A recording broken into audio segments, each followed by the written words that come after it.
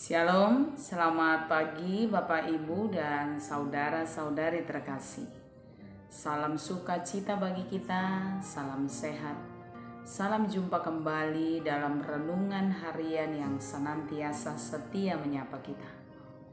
Di hari yang baik ini, kami berharap Bapak Ibu dan saudara-saudari juga senantiasa dalam keadaan baik. Sebelum kita mendengar renungan untuk hari ini, marilah kita mengawali di dalam doa. Kita berdoa. Kami bersyukur kepadamu Tuhan, sumber kehidupan kami. Kami bersyukur untuk pemeliharaanmu dan untuk kebaikanmu yang senantiasa memenuhi kehidupan kami. Di hari yang baru ini, Tuhan boleh bangunkan kami dari tempat tidur kami, dan kami sambut hari ini dalam keadaan sukacita. Kami mau bersekutu bersama dengan Tuhan dalam renungan hari ini. Berkatilah kami dan berkatilah firman-Mu. Di dalam nama Yesus kami berdoa dan bersyukur. Amin. Bapak, Ibu, dan saudara-saudari terkasih, ayat renungan untuk kita di hari ini tertulis dalam kitab 1 Raja-Raja pasal 17 ayat yang ke-16. Tepung dalam tempayan itu tidak habis, dan minyak dalam buli-buli itu tidak berkurang, seperti firman Tuhan yang diucapkannya dengan perantaraan Elia. Demikian. Bapak, Ibu, dan saudara-saudari yang dikasihi Yesus, ayat renungan hari ini tentu saja bukanlah ayat yang asing bagi kita. Membaca ayat renungan ini mengingatkan kita kepada pemeliharaan Tuhan, pertolongan Tuhan kepada Nabi Elia. Bapak, Ibu, dan saudara-saudari yang dikasihi Yesus, Nabi Elia adalah nabi yang Tuhan panggil untuk memperingatkan Raja Ahab yang melakukan dosa besar di hadapan Tuhan. Ketika Elia memperingatkan Ahab, hal itu tidak menyenangkan hati raja, sehingga raja berencana untuk membinasakan Elia. Itu sebabnya Allah kemudian memanggil Elia dan menyuruhnya untuk bersembunyi pertama sekali di Kerit. Ketika Allah menyuruh Elia untuk bersembunyi, Allah juga menjanjikan untuk memelihara kehidupan Nabi Elia. Di Kerit, Allah memerintahkan burung gagak untuk mengantar makanan kepada Elia pada waktu petang dan pada waktu pagi hari. Burung-burung gagak itu akan mengantarkan makanan kepada Elia. Di tempat selanjutnya, Tuhan memerintahkan Elia untuk pergi ke Sarfat. Di sana dia akan dipelihara oleh Tuhan. Di sana dia akan diberkati oleh Tuhan. Di sana kebutuhannya akan dicukupkan oleh Tuhan melalui seorang janda. Ketika Nabi Elia meminta roti daripada seorang janda itu menjawab, "Demi Allah yang hidup, tidak ada sepotong roti padaku kecuali segenggam tepung dalam tempayan dan sedikit minyak dalam buli-buli." Dalam ungkapan ini, janda itu menyatakan dengan kejujuran bahwa tidak ada hal yang lebih daripada itu tersedia baginya. Dia hanya memiliki sedikit saja tepung. Dia hanya memiliki sedikit saja minyak. Dan setelah itu, dia akan mati karena tidak ada lagi makanan pada dia. Tapi jawaban Elia berkata, seperti yang dikatakan renungan kita hari ini. Sebab beginilah firman Tuhan. Tepung dalam tempayan itu tidak akan habis, dan minyak dalam buli-buli pun tidak akan berkurang sampai pada waktu Tuhan memberi hujan ke muka bumi. Bapak, Ibu, dan saudara-saudari yang dikasihi Yesus, dari pelayanan dan pemeliharaan Tuhan terhadap Elia ini kita mau belajar tentang beberapa hal. Yang pertama, Tuhan akan memelihara kehidupan setiap orang yang percaya dan yang mempercayakan hidupnya hanya kepada Tuhan.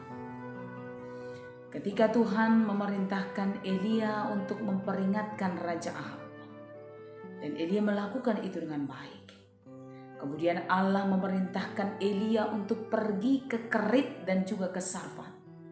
Elia dengan sepenuh hati percaya kepada Tuhan.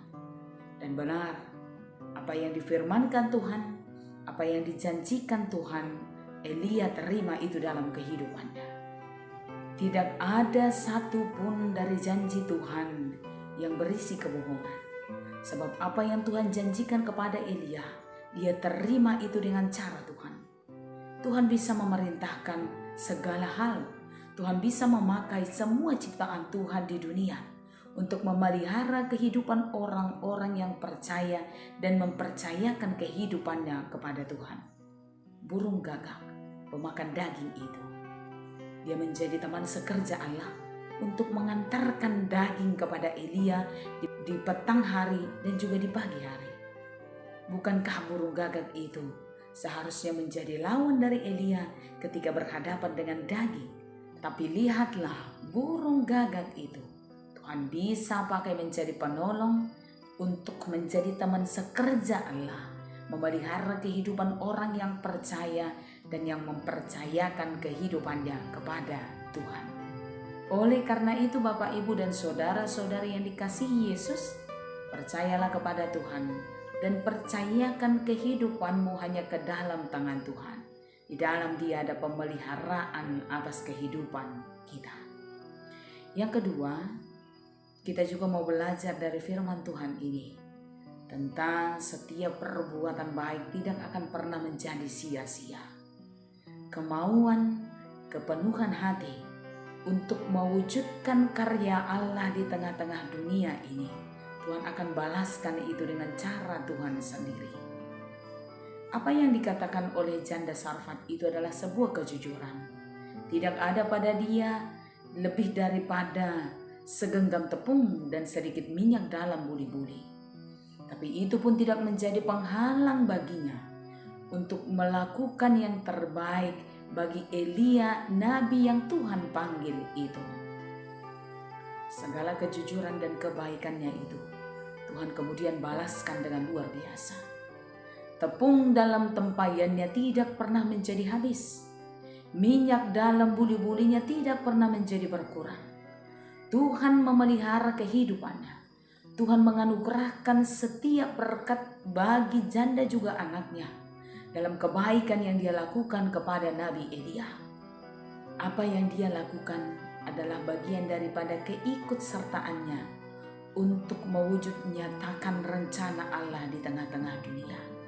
Karena itu Bapak, Ibu, dan saudara-saudari, setiap kemauan, setiap kepenuhan hati untuk mewujud nyatakan rencana Allah di tengah dunia ini, untuk mengembangkan kerajaan Allah di tengah dunia ini, tidak akan pernah berakhir dengan sia-sia. Dengan memberi tidak akan menjadikan kamu menjadi sangat miskin, tapi percayalah, Tuhan akan lipat gandakan setiap kebaikan hati, setiap ketulusan untuk menyatakan, untuk membangun kerajaan Allah di tengah-tengah dunia ini.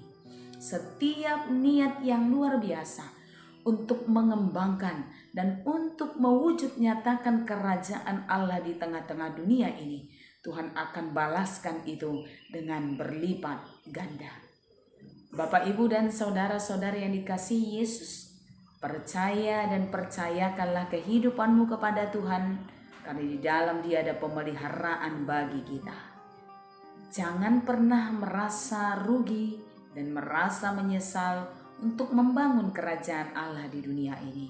Percayalah Tuhan akan lipat gandakan setiap kebaikan dalam rangka mewujud nyatakan karya Allah di tengah-tengah dunia ini. Tuhan Yesus memberkati kita. Amin. Kita berdoa. Kami bersyukur kepadamu Tuhan untuk kebaikan-Mu dalam kehidupan kami. Kami bersyukur untuk firman-Mu yang senantiasa membaharui kehidupan kami. Terima kasih untuk pelajaran berharga melalui Nabi Elia yang percaya dan mempercayakan kehidupannya ke dalam tangan Tuhan. Karena di dalam Tuhan ada pemeliharaan.